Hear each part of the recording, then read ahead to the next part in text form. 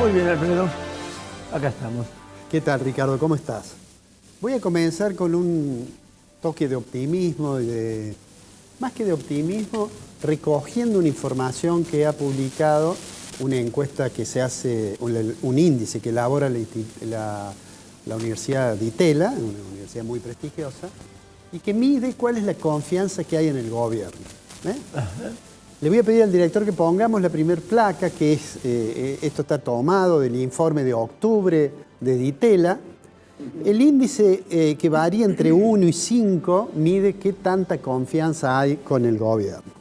Si te fijas ahí, aquí al final, en el mes de octubre, ahí falta un pedacito, en el informe de octubre, que mide eso que está allí, vas a ver que ha subido, es decir, subió en relación al mes anterior, subió 12% la confianza en el gobierno. O sea que eso, digamos, es una buena noticia para la presidencia. Incluso cuando uno compara, bueno, si vemos todo el gráfico, allí tenemos, por ejemplo, cómo el impacto, cómo subió cuando asumió cada presidente. Claro. Allá está primero Kirchner, después Cristina Fernández las 2 veces, y después cómo ha ido cayendo. Y este es Macri, y este Fernández, que bueno, ya sabemos cómo terminó. Sí. Digo, si uno compara octubre de 2024 con octubre de cuando asumió Macri, el valor todavía está por debajo.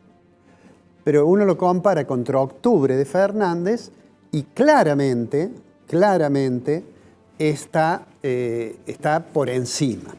¿Por qué muestro esto? Porque por algo que vos recién me decías, cuando estábamos antes de comenzar a grabar, me decías, bueno, en realidad hay algunas cosas que están bien y aparentemente eso la gente lo toma bien y eso es lo que explica el aumento de la confianza del gobierno.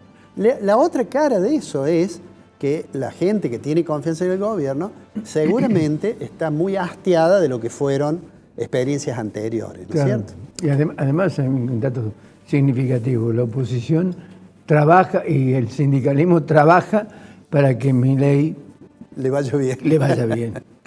Bueno, pero digo, hay algunas otras noticias que el gobierno tuvo que son razonablemente buenas. Sí. La mayoría de las proyecciones de la gente que adelanta, intenta estimar cómo es la evolución del IPC, dice que este mes es altamente probable que esté por debajo del 3 o cerca del 3. O sea, que siga la tendencia a la reducción de la tasa de inflación, ¿no? Junto con esto, ha habido algunos hechos que favorecen a la Argentina.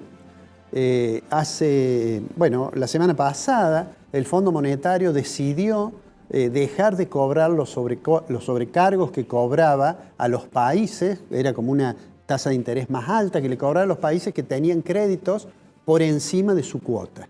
De la cuota que tienen en el fondo. Ese es el caso de Argentina. Argentina es el deudor más importante que tiene el Fondo Monetario Internacional y a su vez, para Argentina, el fondo es el acreedor más importante.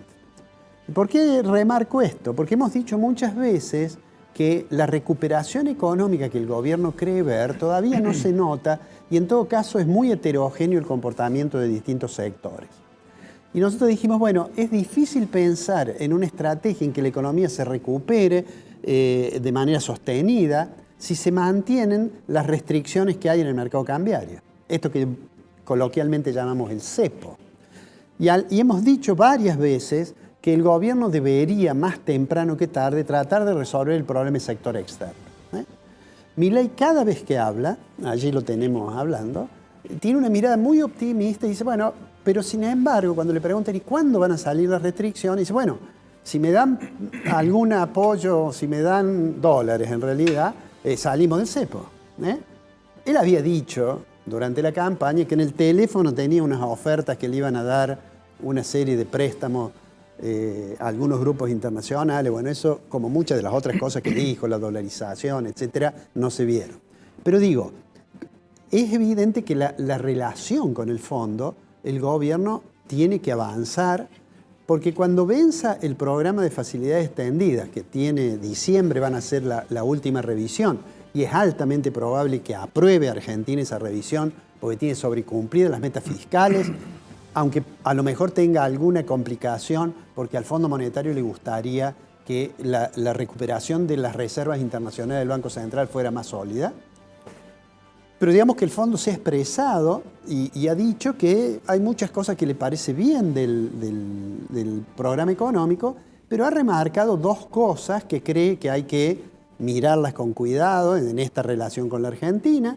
Una es el problema del tipo de cambio. Es decir, el fondo yo creo que en algún momento va a estar dispuesto a lo que Caputo quiere, que es recibir a algunos, como se dice en la jerga, fondos frescos para que le permitan salir razonablemente del cepo.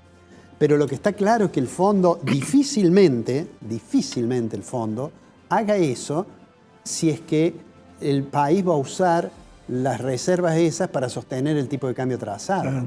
Entonces, hay como una... Ese es un punto, el tema de las reservas. El otro punto en el cual el Fondo Monetario ha dicho que, sin lugar a dudas, tiene logros, y eso nadie lo puede discutir. Caputo ha pasado del 25% en diciembre al 3.5% de inflación el mes pasado, y insisto, hay algunos que dicen que este mes vamos a tener el 3 o el 2,9 o el 3,1, no importa. De todos modos, es una tasa muy alta, pero que muestra una tendencia decreciente. Ese es el principal desafío. Cuando se dio a conocer el outlook del fondo la semana pasada, es decir, las perspectivas económicas mundiales que publica el fondo 2 veces al año, allí está claro que Argentina aparece en 2024 con una situación muy compleja. Además de la caída del Producto Interno Bruto, que seguramente hay quien le estiman, como en el fondo, 3.5 de caída, y hay algunos que piensan que es más. Pero, y a su vez, allí aparece, el fondo publica quiénes son los países que han tenido más inflación, es decir, publica los datos de todos los países miembros, ¿no? Y te voy a dar un dato, mira. Argentina es el cuarto país en 2024 en relación a inflación según el outlook del Fondo Monetario. Y te voy a nombrar los otros países y probablemente algunos de ellos, algunos oyentes ni saben dónde están. Pero los países que van a cerrar el año con más inflación son Zimbabue, 400% aproximadamente de inflación. Sudán, 242%. Sudán del Sur tiene, no recuerdo, 216%. Y el cuarto país es Argentina, 139%.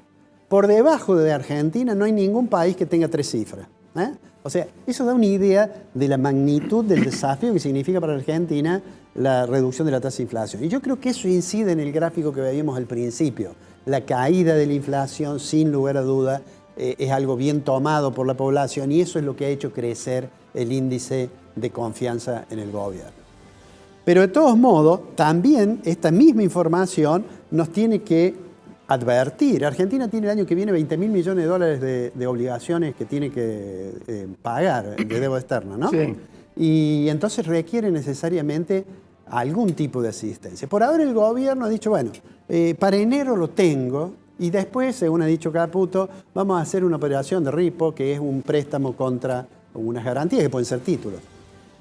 Mientras tanto, el gobierno disfruta de esta especie de, algunos le llaman veranito financiero, porque en lo financiero las cosas parecen estar bien. Ahora, en lo real hay algunas dificultades. Cierro con esto.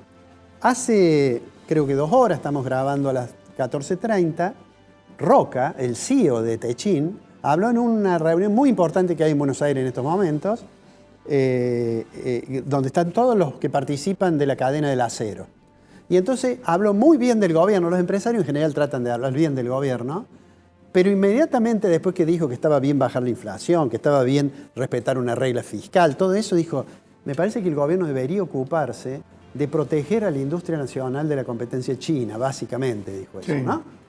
Y ahí uno ve un punto que también es una complicación para el gobierno, que es con ciertos sectores de la industria que naturalmente pretenden o que los protejan un poco más, o en el caso de Roca lo dijo, que la competencia además tiene que ser con un tipo de cambio que le permita ser competitivo a las empresas. ¿Por qué el gobierno no quiere hacer lo que dice Roca implícitamente, que es devaluar? O lo que le dice el Fondo Monetario, Bueno, no lo quiere hacer porque sabe, aunque Milei diga que no, que si uno modifica el tipo de cambio, eso pega sobre el nivel general de precio.